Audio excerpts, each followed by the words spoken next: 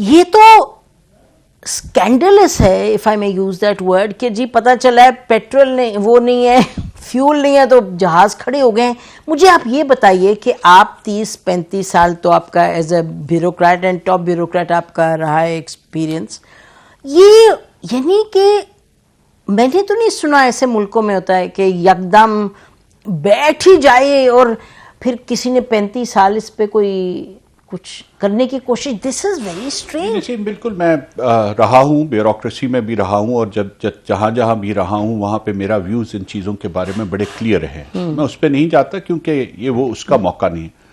Unfortunately میں کبھی کسی ایسی منسٹری میں نہیں رہا جس کا تعلق پی آئی اے یا اس کے معاملات سے ہو. اسی طرح میں کبھی پی آئی اے کے بورڈ پہ بھی نہیں رہا.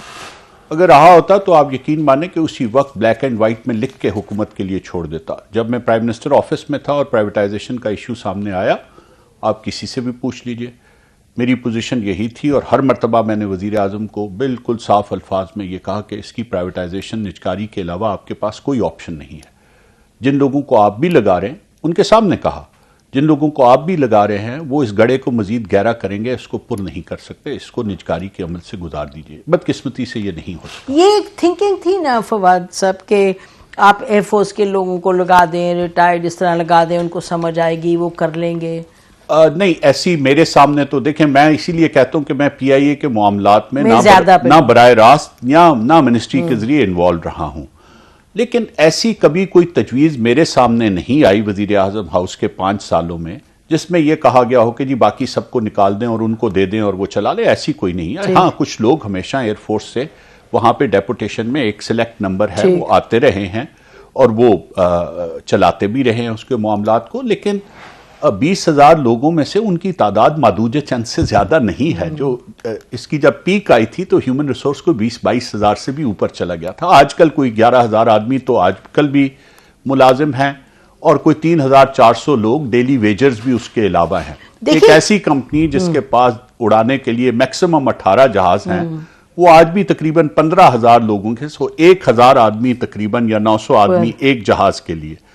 تو آپ خود ہی سوچ لیجئے کہ یہ کیسے چل سکتا ہے. تو یہ بتائیے نا, ایک تو great people to fly with, پھر آپ نے ایمریٹس ایئر لائنز بھی جا کے سیٹ اپ کی, اس کے بعد آپ کے پاس اپنا ٹریفک اتنا, اور پھر آپ کے پاس جیسے آپ خود فرما رہے تھے پچھلے دنوں کہ جی ہمارے پاس ایئرپورٹ لینڈنگ رائٹس اتنے امیزنگ ہیں, یہ بھی نہیں تھا کہ ٹریفک نہیں تھا. Where did we go so wrong? مجھے لگتا ہے کہ شاید فواد صاحب یہ بھی تو کہیں تو کہنے کی ضرورت ہے کہ ہم نے کتنی بڑی غلطی کی, because this is the story of other institutions also.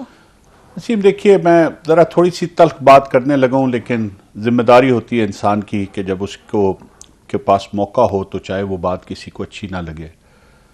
ہماری پوری تاریخ کچھ غیر حقیقی نعروں پہ گزری ہے. اس میں سے ایک نعرہ بھی یہ بھی ہے کہ ہم نے مختلف ایئر لائنیں بنائی ہیں. اچھا, یہ بھی نعرہ ہے ایک. ریلی ہمارے کچھ لوگوں نے, دیکھیے ایئر لائن بنانا کہ اس کے مینول شروع میں ترتیب دے دیے جائیں اور کچھ پائلٹس کو ٹرین کر دیا جائے اور اس کی 2 پروازیں شروع کر دی جائیں, ایئر لائن اس سے نہیں بنتی. ایئر لائن وہ بنی ان پرنسپل سے اور ان پریکٹسز سے جو بعد میں اڈاپٹ ہوئے, اور جس نے اس کو ایکسپینڈ کیا, اور اس کے پیچھے ایک پورا نظام سامنے بے شک ابھی بھی. اور ذرا یہ بھی سوچ لیجئے گا کہ وہ نظام حکومتی کنٹرول میں نہیں ہے, وہ ایک کمپلیٹلی کارپوریٹ رن آرگنائزیشن ہے جس میں انویسٹمنٹ کی حد تک گورنمنٹ ہے, جو بھی ان کی ایکسپینشن ہوتی ہے, لیکن وہ ہوتی ہے بزنس پرنسپلز پہ. وہ میری یا کسی اور کی امپلسو خواہشات پہ نہیں ہوتی کہ فلاں جہاز لے لیا جائے یا فلاں نہیں لیا جائے. وہ ان کا ایک پورا نظام ہے جس کے تحت وہ ایئر لائن آج بنی, جس کا ہم دعویٰ کرتے ہیں کہ ہم نے بنائی. اگر ہم اتنے ہی اچھے تھے تو پھر ہماری اپنی ایئر لائن اس حالت میں نہیں آنی چاہیے. ایسے سر ایک دوسرا slogan great people to fly with. ایک وہ وقت تھا جب پی آئی اے اس ریجن کی اکلوتی ایئر لائن تھی. اس کی جو کلوزسٹ رائیول تھی وہ ایئر انڈیا تھی, جو کوئی کلوزسٹ رائیول نہیں تھی. میں بالکل آپ کو, وہ بھی پبلک سیکٹر ایئر لائن تھی. اور ہم ورچولی ایک ایسا وقت تھا تاریخ میں جب ہم بہت سے کانٹیننٹس کے درمیان ایک لنک کا کام کرتے تھے. تو پھر ہم، اور اس وقت دنیا میں ایئر لائن اور ایویشن انڈسٹری اتنی ڈیولپ نہیں ہوئی تھی. ہمارے ریجن میں خاص طور پہ مڈل ایسٹ میں کچھ بھی نہیں تھا. تو جب آپ کے پاس کمپٹیشن نہ ہو تو پھر اسٹیٹ رن ایئر لائنز یا کوئی بھی انڈسٹری اسٹیٹ رن بہت کامیاب ہوتی ہے جب تک اس کے سامنے مسابقت کی صورتحال نہ ہو. تو جو ہی مسابقت آئی، جو ہی ہمارے ریجن میں ایئر لائنز آئیں، جو ہی ہمارے ریجن میں وہ ایئر لائنز آئیں جن کا ریسورس بیس ہم سے بہتر تھا، جنہوں نے اس کو بہتر بزنس پریکٹسز پہ چلایا، جنہوں نے اس میں وہ انسٹیٹیوشنز ڈیولپ کیے جو ہم بدقسمتی سے نہیں کر سکے. That is the point I was going to جنہوں نے make. جی میں آخری بات، جنہوں نے اس میں پلفریج کو، چوری کو، پولیٹیکل اور بیوروکریٹک انفلوئنس کو نہیں آنے دیا، جنہوں نے اس کو بحث پرنسپلز کی بنیاد پہ اور میرٹ کی بنیاد پہ چلایا، تو وہ ایئر لائنز بن گئیں جو آج ہمارے سامنے ہیں. اور ہم اپنے، برا نہ منائے گا، ہم اپنے منطقی انجام کی طرف جا رہے ہیں. تو دیکھیں نا، بات تو یہ آپ فرما رہے ہیں نا کہ اگر ہم اتنے ہی ہوتے زبردست تو پھر ہم یہاں اس حال میں کیوں ہوتے ہیں. ہم اس حال میں اس لیے ہیں، جیسے آپ نے فرمایا کہ بیسٹ پریکٹسز کا تو ادھر کوئی وجہ ہی نہیں، کسی کو نوبڈی از کنونسڈ. اب تو کیونکہ ہمارا بالکل حال ایسا غارت ہونے والا ہو گیا. سچی بات یہ ہے، فائنینشلی یہی ہے نا جی صورتحال. تو اس وجہ سے ہم یہ بات کر رہے ہیں، ادروائز بیسٹ پریکٹسز کدھر ہیں جی؟ جی نہیں ہے. میں تو دیکھیے اور کیوں نہیں ہے، میں اسی لیے کہہ رہا ہوں کہ ہم دیکھیے، ایک تو وقت بھی تبدیل ہو گیا. ایک وہ وقت تھا جب پبلک سیکٹر رن آرگنائزیشنز اور انسٹیٹیوشنز دنیا کی ایک فلسفی کا حصہ تھے. دو کمپیٹنگ فلسفیز تھیں دنیا میں.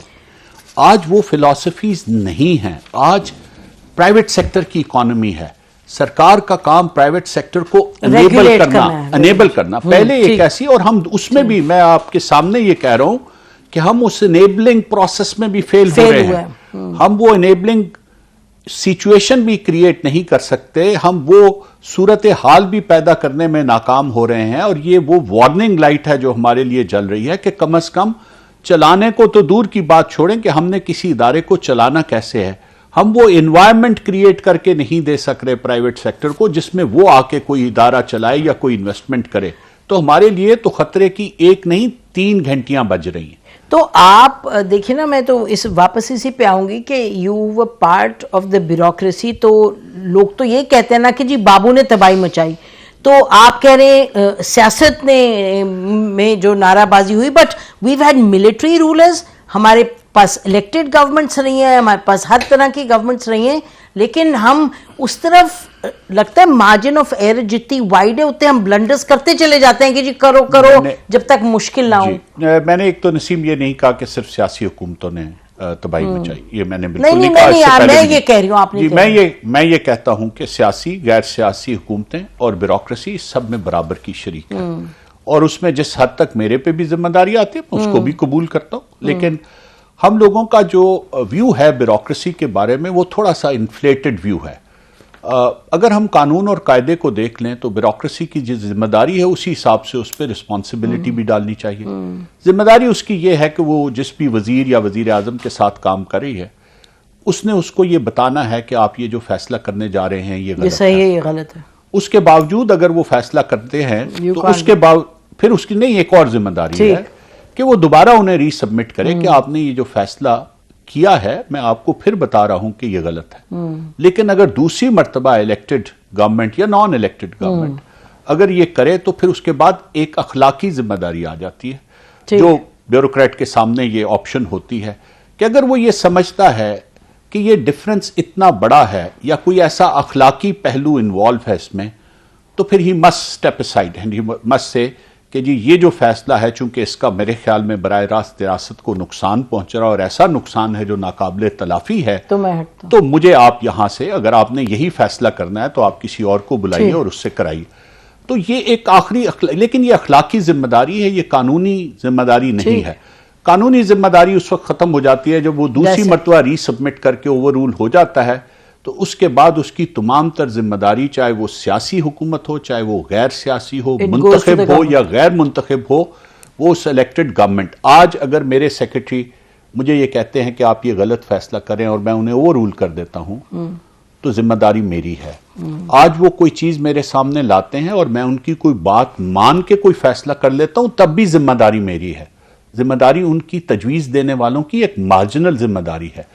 فیصلہ کرنے کا اختیار حکومت اور وزراء کے پاس ہوتا ہے, وزیر اعظم کے پاس ہوتا ہے, وفاقی کابینہ کے پاس ہوتا ہے, اور یہ ذمہ داری لینی چاہیے, ان تمام حکومتوں کو بھی لینی چاہیے جو آج تک رہی ہیں, اور جب ہم ہیں تو جتنی دیر ہم رہیں گے ہمیں بھی اس دور کی پوری ذمہ داری ہمیشہ لینی پڑے گی. اگر نہیں لیں گے تو اخلاقی طور پہ غلط. جی میرا خیال ہے وہ براڈر جو ڈسکشن ہے کہ بیوروکریٹس کون سے ہیں, اسپیشلائزیشن کا دور ہے, آپ نے کس سے انفارمیشن لے رہے ہیں, انفارمیشن صحیح ہے غلط, اس طرح کی باتیں اٹھ کے آ جاتی.